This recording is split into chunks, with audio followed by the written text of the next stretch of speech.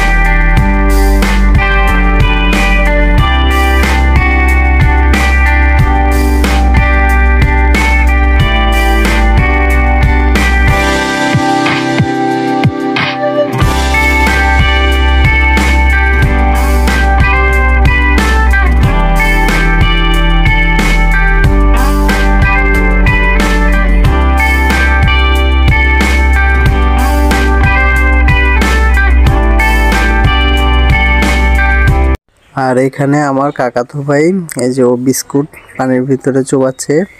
হ্যাঁ, আর ওর আব্বা আম্মা এখানে কাজ করছে। এই যে আমার কাকা ওনারা ধান সিদ্ধ করতেছে। হ্যাঁ, তো আজকে যদি আকাশ ভালো থাকে বিকালের দিকে আমরাও ধান সিদ্ধ করব। তো আমার কাকা ওনারা ধান সিদ্ধ করে ফেলতেছে। এই যে এখানে আমার কাকি আছে, ওইখানে যে আমার ভাতিজা আছে, প্লাস হলো আমার দাদি আছে, ওনারা ধানগুলো রৌদ্র দিচ্ছে। হ্যাঁ, তো আপনারা দেখেন এই যে ধানগুলো কীভাবে রৌদ্র দিচ্ছে।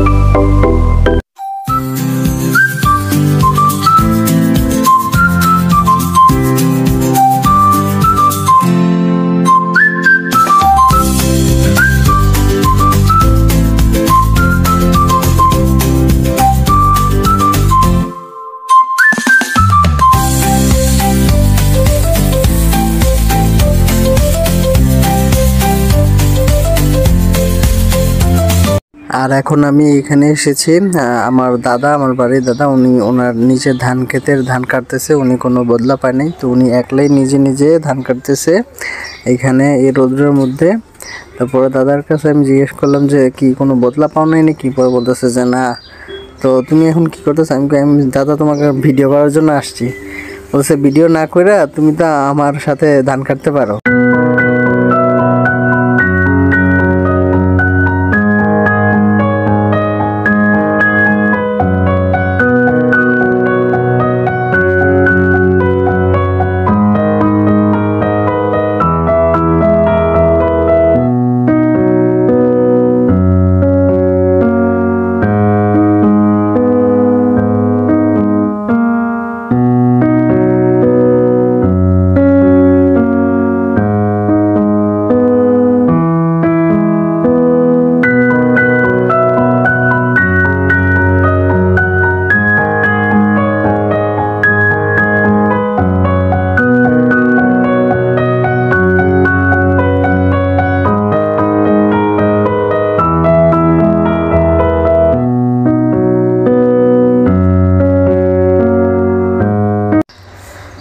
আর এর মধ্যে দুপুরের খাওয়ার সময় হয়ে গেছে, তো আমি দুপুরের খাওয়ার জন্য বসে পড়েছি এখানে।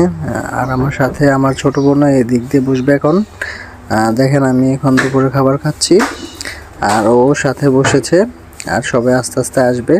তো আমি আমার খাবারটা আগে খেয়ে তারপরে বের হয়ে যাব আর কি, একটু কাজ আছে তো কাজ করতে।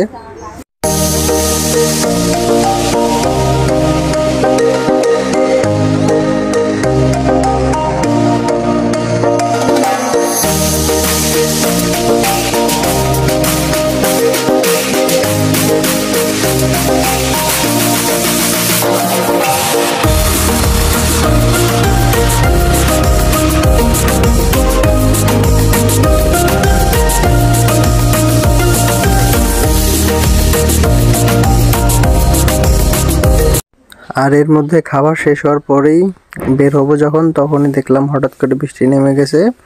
তো আর যে কাজ করতে যাব বলছিলাম ওই কাজে যাওয়া হলো না। তো আপনারা এখন বৃষ্টি উপভোগ করতে থাকুন। আর আমার এই ভিডিওটা যদি ভালো লাগে তাহলে অবশ্যই সাবস্ক্রাইব করবেন এবং কি বেল আইকন প্রেস করে সব সময় আমার ভিডিওগুলো দেখবেন। Thanks for watching my video.